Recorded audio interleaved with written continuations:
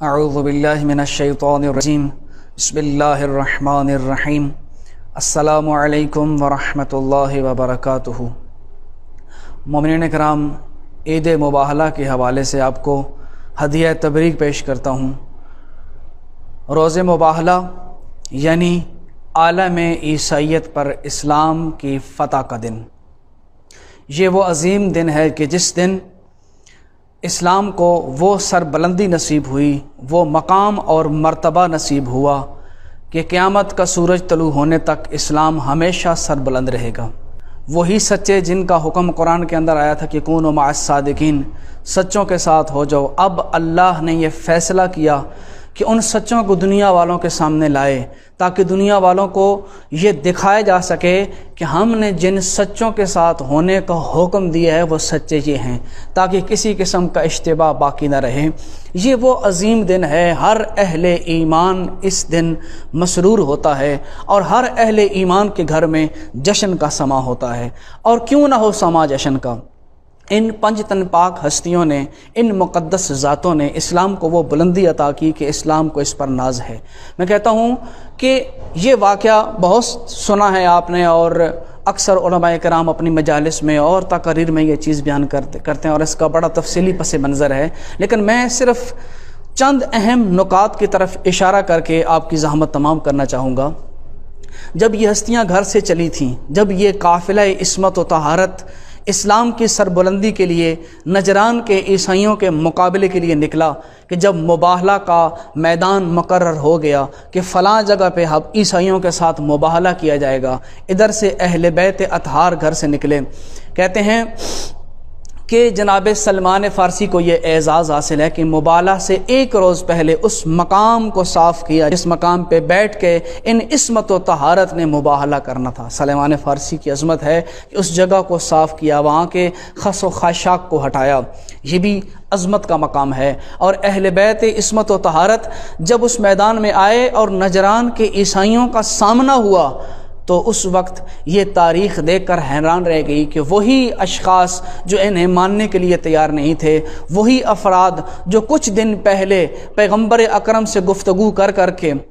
اور مختلف دلائل دے کے اپنے آپ کو حق منوانے اور اپنے آپ کو سچ منوانے پہ تلے ہوئے تھے اور پیغمبر کو ماننے کے لیے تیار نہیں تھے، جب یہ پنج تن پاک مقدس ہستیاں اکٹھے ہو کر اس میدان میں آئیں تو اب تاریخ کہتی ہے، تفسیر کشاف کے اندر جار اللہ زمخشری نے اس واقعے کو تحریر کیا اور قلم بند کر کے اس منظر کو محفوظ کیا۔ جب ان پنج تن پاک کو آتے دیکھا تو بے ساختہ نجران کا وہ عیسائی اور وہ پادری اور وہ سردار یہ کہہ اٹھا، یا معشر النصارى انی لارا وجوہا لو شاء اللہ ان یزیل جبلا من مکانہ لازالہ بہا۔ اے عیسائیو، میں ایسے چہرے دیکھ رہا ہوں، اگر اللہ چاہے کہ ایک پہاڑ کو اپنی جگہ سے ہٹا دے تو وہ ان کے صدقے میں اور ان کی وجہ سے وہ ایسا کر سکتا ہے، اگر اللہ ایسا چاہے تو۔ یہ اتنی بلند مرتبہ ہستیاں ہیں۔ جب اس پادری نے اس مقام کو دیکھا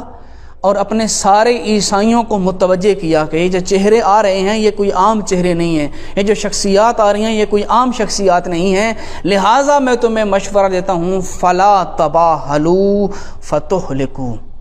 خبردار ان سے مباہلہ نہ کرنا، ان سے مباہلہ نہ کرنا ورنہ تم ہلاک ہو جاؤ گے۔ اور اس سے اگلے جملے اس کے یہ تھے، فلا یبقى علی وجہ الارض نصرانی الی یوم القیامہ، اگر تم نے مباہلہ کیا تو اس صفحہ ہستی پر قیامت کے دن تک کوئی عیسائی باقی نہیں رہے گا۔ اگر اپنی بقا چاہتے ہو تو ان سے مباہلہ نہ کرو۔ کتنی بڑی عظمت تھی، کتنا بڑا مقام تھا کہ عیسائیوں نے بھی ان کی صداقت کو تسلیم کر لیا، لیکن کتنے افسوس کی بات ہے، یہی مقدس ہستیاں، یہی عظیم ترین سرمائے اور یہی وہ قرآن کے حقیقی مصادیق جن کو صادقین سے خطاب کیا گیا، جب یہی ہستیاں جب مسلمانوں کے دربار میں جاتی ہیں، یہی بی بی جب مسلمانوں کے دربار میں جاتی ہے تو ان سے ان کے گواہوں کی صداقت کی دلیل مانگی جاتی ہے اور ان کے گواہوں کو جھٹلایا جاتا ہے۔ کہتے ہیں یہی وجہ تھی کہ قاسم نانوتوی جیسے شخص نے جب شیعہ کے خلاف کتاب لکھی ہدیۃ الشیعہ، تو اس کے اندر اس نے یہ لکھا کہ جناب سیدہ فاطمہ رضی اللہ تعالی عنہا، جس طرح کہ اس نے لکھا ہے میں اسی طرح نقل کر رہا ہوں، کہ ان سے گواہوں کا طلب کرنا حاکم کی طرف سے خطا اجتہادی تھی۔ میں کہوں گا یہ بھی کتنا بڑا ظلم ہے کہ اوروں کے مقابلے میں کوئی شخص آئے تو اسے تم مرتد اور مشرک اور کافر کہتے ہو، اور اہل بیت کے مقابلے میں آئے تو اسے خطا اجتہادی کہتے ہو۔ کس قدر افسوس کا مقام ہے کہ اتنی عظمت اور بلندی واضح ہونے کے باوجود بھی یہ لوگ اپنے اندر کس قدر کینہ رکھتے ہیں کہ اہل بیت کے مقابلے میں آنے والوں کو بھی خطا اجتہادی کا سرٹیفکیٹ دیا جاتا ہے۔ سامعین، خطا اجتہادی کا مطلب یہ ہوتا ہے کہ اگر کوئی مجتہد قرآن و سنت سے استنباط کرتا ہے، اگر تو اس نے واقعے کے مطابق استنباط کیا تو اس کو ڈبل ثواب ملے گا، لیکن اگر اس سے اجتہاد کرنے میں غلطی ہو گئی تو اس کو ایک نیکی مل گئی۔ کتنا بڑا ظلم ہے! ان اہل بیت کے مقابلے میں کھڑے ہونے والوں کو تم اللہ کی طرف سے ایک نیکی بطور اعزاز دیتے ہو۔ یہ وہ عظیم ہستیاں تھیں جن کی صداقت کی گواہی قرآن دے رہا ہے، جن کی امانت کی گواہی قرآن دے رہا ہے، اور یہ وہ ہستیاں ہیں جو قیامت کے دن تک حق اور باطل کو پہچاننے کا معیار ہیں۔ حق و صداقت کو پہچاننے کا معیار یہی ہیں، اور یہی وجہ ہے کہ اس جملے کو لکھنے کے بعد جو اس عیسائی نے کہا تھا، تھوڑا آگے چل کر تفسیر کشاف والے لکھتے ہیں وَفِيهِ دَلِيلٌ لَا شَيْءَ أَقْوَى مِنْهُ عَلَى فَضْلِ أَصْحَابِ الْكِسَاءِ عَلَيْهِمُ السَّلَامُ۔ کہتے ہیں اس واقعے میں، اس اہل کساء کے اس واقعے کے اندر ایک ایسی دلیل پائی جاتی ہے کہ اس سے بڑی دلیل کوئی ہے ہی کوئی نہیں جو ان اصحاب کساء کی فضیلت پر دلالت کر رہی ہو۔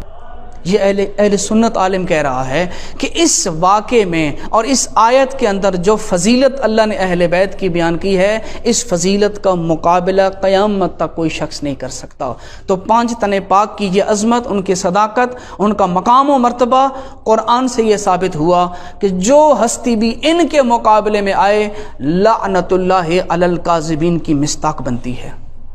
کیونکہ یہ واقعہ اس بات کا گواہ ہے کہ یہ ہستیاں جب کسی میدان میں کھڑی ہوتی ہیں اور کوئی شخص ان کے مقابلے میں آئے، حقیقت میں لعنت کا مستحق وہی قرار پاتا ہے۔ لیکن ٹھہریے، ہم نے صرف اور صرف اس واقعے کو نہیں دیکھنا، ہم نے صرف اور صرف ان آیات کو پڑھ کے گزر نہیں جانا، بلکہ ایک پیغام بھی آپ کی سماعتوں کی نظر کرتا جاؤں، اور وہ پیغام یہ ہے، دیکھیے ان اصحاب کساء کو عیسائیوں نے دیکھا بھی، ان کی فضیلت کا اعتراف بھی کیا اور اپنی زبان سے ان کی فضیلت کو بیان کیا، لیکن کیا ان عیسائیوں نے ان کے بتائے ہوئے پیغام کو تسلیم کیا؟ وہ اسلام جو یہ ہستیاں ان کے سامنے پیش کر رہی تھی، کیا انہوں نے اس اسلام کے سامنے سر تسلیم خم کیا؟ اس کا مطلب یہ ہے کہ وہ بھی اس مقام پر صرف قصیدہ پڑھ رہے تھے، پریکٹیکل لائف میں انہوں نے اصحاب کساء کو فالو نہیں کیا، صرف اور صرف قصیدے پڑھ رہے تھے، صرف اور صرف تعریف کر رہے تھے۔ جب انہیں اسلام کی دعوت دی گئی، جب انہیں عمل کی طرف بلایا گیا تو انہوں نے جزیہ دینا قبول کیا، عمل کرنا قبول نہ کیا۔ تو عزیزان، آج ہم نے بھی یہ سوچنا ہے، ان مقدس ہستیوں کی محبت اللہ نے ہمیں عطا کی، ہم ان کے قصائد پڑھتے ہیں، ہم ان کی ثنا کرتے ہیں، ہم ان کی محبت کے ترانے پڑھا کرتے ہیں، اور یہ حق ہے، یہ عبادت ہے، لیکن بات ترانوں پہ ختم نہ ہو، بات قصیدوں پہ ختم نہ ہو، کیونکہ اگر ہم نے بھی صرف اور صرف قصیدوں پہ اکتفا کیا اور پریکٹیکل لائف میں ان ہستیوں کو فالو نہیں کیا اور اپنی زندگی کے اندر ان کی محبت کے ساتھ ساتھ ان کی اطاعت کا نور شامل نہیں کیا، تو ہم میں اور ان نصرانیوں میں کیا فرق رہے گا؟ تو عزیزان، آئیے ان عیدوں کو منانے کا، ان ایام کو منانے کا ایک فلسفہ یہ ہے کہ اپنے اندر ایمان کو بیدار کریں، اپنے آپ کو بیدار کریں کہ جن ہستیوں کی محبت کا دم ہم بھر رہے ہیں، جن کے قصائد ہم پڑھ رہے ہیں، جن کے ترانے ہم پڑھ رہے ہیں، آئیے انہی خوشی کے ایام کے اندر اپنے اپنے مقام پر عہد کرتے ہیں کہ ہم نے ہی ان کی محبت کا دم بھرا ہے، ہم نے ہی دنیا والوں کو یہ بتانا ہے کہ کتنی بڑی عظمت کے مالک تھے، اور ہم نے ہی اپنے کردار سے ثابت کرنا کرنا ہے کہ اگر کوئی ان کا اطاعت گزار ہے تو ہم ہیں، اور اسی اطاعت کی وجہ سے ہمیں کامیابی ملے گی، اور انہی کی محبت میں ہی بروز معاشر ہمیں نجات ملے گی۔ والسلام علیکم ورحمۃ اللہ وبرکاتہ۔